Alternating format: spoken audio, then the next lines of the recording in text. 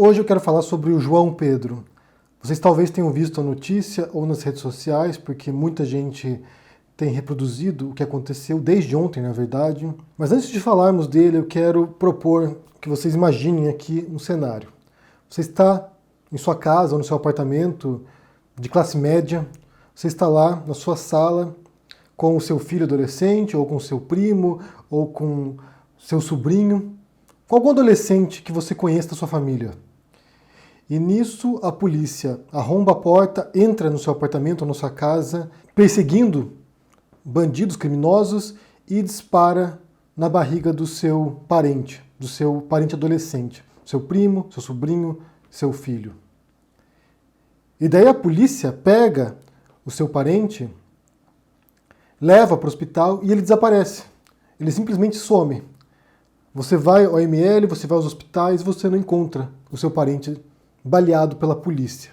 Imagine se isso houvesse acontecido de fato numa casa, num apartamento de classe média.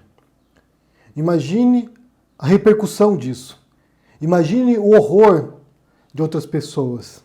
Bem, porque foi basicamente essa história que aconteceu com o João Pedro. Só que o João Pedro não mora num bairro bacana, não morava num apartamento de classe média, não morava num bairro nobre, ele morava no complexo do Salgueiro.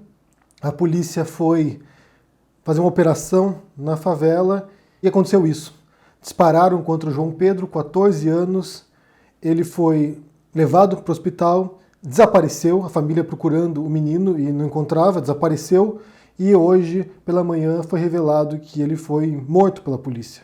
Ele foi assassinado pela polícia. Eu quero ler para vocês, comecei a reportagem aqui que fala sobre isso, a reportagem da Carta Capital, que diz o seguinte: um menino de 14 anos morreu após ter sido baleado pela polícia no quintal de casa onde morava, em São Gonçalo, Rio de Janeiro, nesta segunda-feira, dia 18. João Pedro Matos Pinto foi atingido após seguranças dos traficantes, segundo descreveu a Polícia Civil, pularem um muro de sua casa ao fugirem da polícia. Depois de baleado, o jovem foi socorrido pela polícia e não prestou explicações à família, segundo relatos das redes sociais. E daí tem aqui um primo do João Pedro dizendo o seguinte: gente, pelo amor de Deus, me ajudem. Em uma operação da polícia, os traficantes entraram em casa e os polícias saíram atirando e atingiu ele na barriga, escreveu o primo de João Pedro em um apelo. A família tentou encontrá-lo nos hospitais, no IML e em delegacias da região, mas não obteve assistência e nem respostas.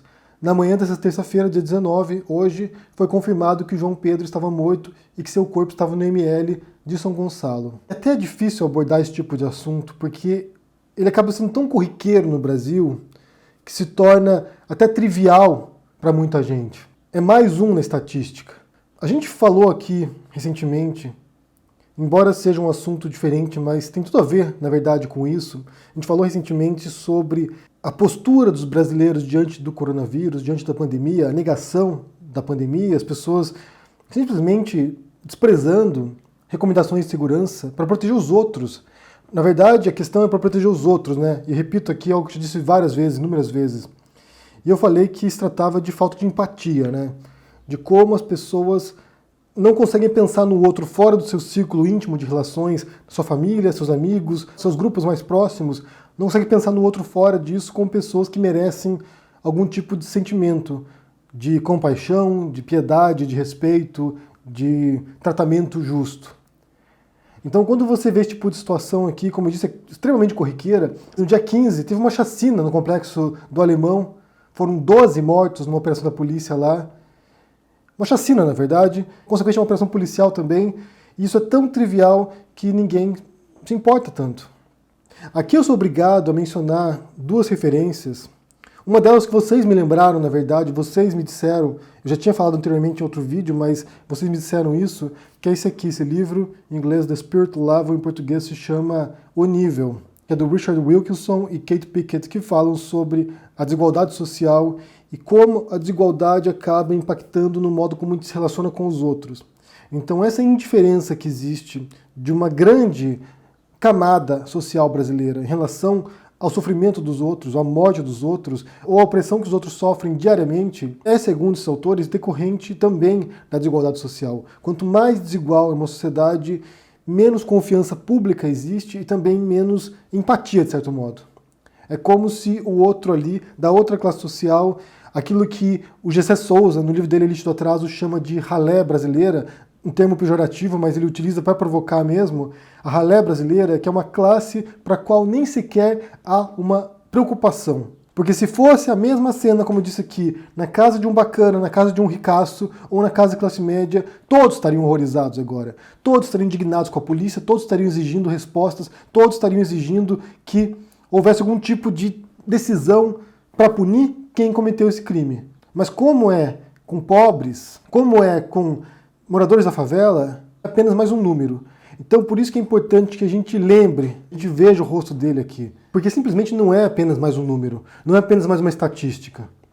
É uma família agora que é destroçada por uma ação do Estado. Que vai lembrar um conceito que na verdade é clássico da ciência política, que parte do autor Max Weber, do sociólogo. Ao definir o que é o Estado, ele afirma que é o que detém o monopólio da força, o monopólio da violência. Quando a gente fala isso, ou quando Max Weber fala isso, ele pensa nesse monopólio da força, da violência, não no sentido negativo, obviamente, pensa no sentido positivo, porque no mundo sem Estado, ou no mundo sem a coesão social, que é decorrente do surgimento do Estado, o que você tem são diferentes grupos disputando supremacia. Então é um caos social. É uma anarquia no sentido negativo do termo. É um caos. Por exemplo, um faroeste.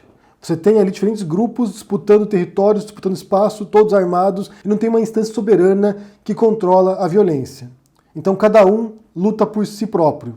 A gente até poderia dizer que certas comunidades no Brasil, certos territórios no Brasil, de fato, onde há ausência do Estado, você tem um cenário parecido com esse, onde você tem esse conflito constante entre diferentes facções, diferentes grupos criminosos, milicianos, forças que estão disputando território, onde não existe esse monopólio da violência pelo Estado.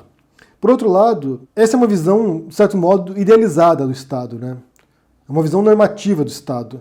Aquilo que a gente gostaria que o Estado praticasse, porque uma vez que o Estado monopolize a força e a violência, você evitaria que esses conflitos menores se dessem, ou teria uma instância de julgamento dessas pessoas. Ou seja, o Estado tem uma estrutura judicial que vai punir quem viole a lei e a ordem, quem viole essas regras de convivência. Por outro lado, em certos países, como o Brasil, por exemplo, o Estado é um dos braços da violência. Não é apenas aquilo que detém o monopólio da violência e da força, mas é um dos muitos agentes da violência e da força. Então, por exemplo, nesse conflito entre criminosos ou entre facções, você tem o Estado tentando reconquistar esses territórios, tentando confrontar esses grupos, e também é um agente da violência e da destruição.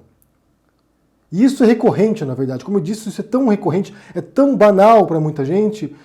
Todo dia na notícia, a gente passa a não pensar sobre isso, sobre a gravidade disso, quando o Estado é um agente executor dos cidadãos.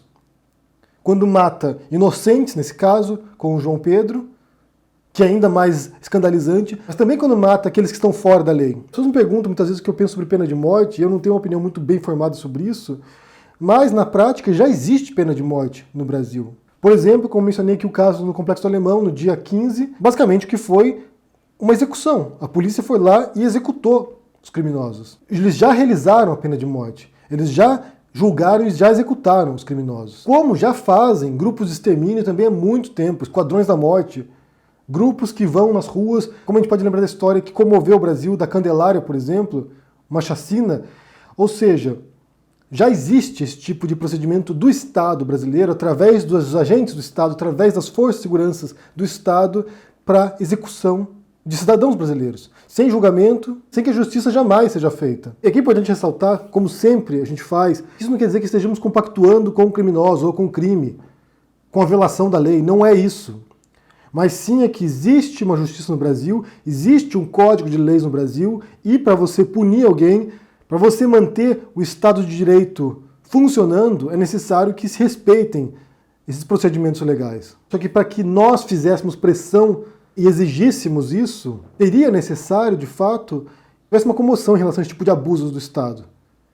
Que esse tipo de coisa não fosse mais uma estatística. Que eu retorno ao tema do coronavírus e da empatia em relação aos mortos, porque agora no Brasil já estamos chegando a 17 mil mortos, e a ausência de comoção em relação a esses mortos é justamente porque há uma ausência dessa empatia. É como se fossem apenas números. Eu mencionei um tempo atrás um estudo que falava sobre isso, né?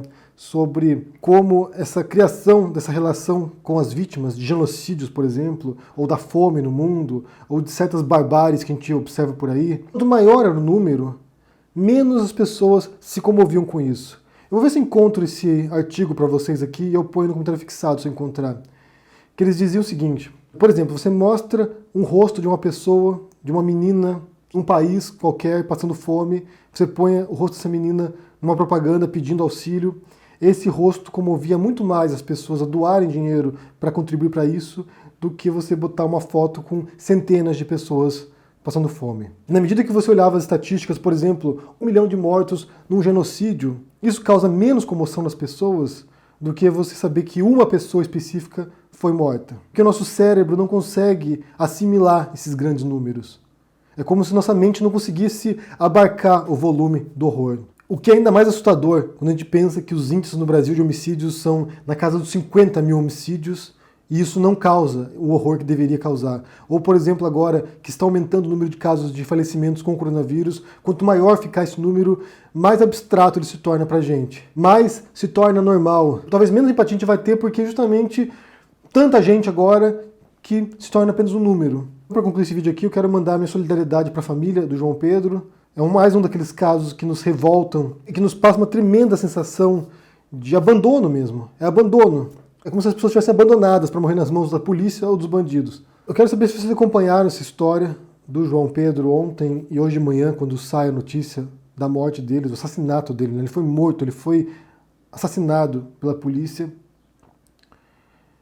Deixe aqui no comentário o que vocês pensam sobre isso aqui, sobre essa história, sobre essa questão da empatia, sobre a questão da desigualdade, como proposto aqui pelo Wilkinson e pela Pickett, que essa falta de sensibilidade pelo outro talvez seja decorrente dessa tremenda desigualdade social que existe no Brasil, e que é difícil a gente avaliar se é um projeto de desigualdade, se é consequência de um longo percurso histórico, se isso é... O que vem primeiro, se é o ovo e a galinha, se vem a desigualdade primeiro, depois a violência, se a violência faz parte da história brasileira e isso gera desigualdade. Essa é a grande dúvida, na verdade, né? O que vem primeiro, de onde surge esse problema e como solucioná-lo também, né? Acho que a pergunta mais importante é como solucionar. Mais do que saber a origem disso, é saber como resolver isso. Diga o que vocês pensam no comentário aqui, deixe joinha, assine o canal, ajude no Apoia-se. A gente se vê por aí. Abraço e até mais. Tchau.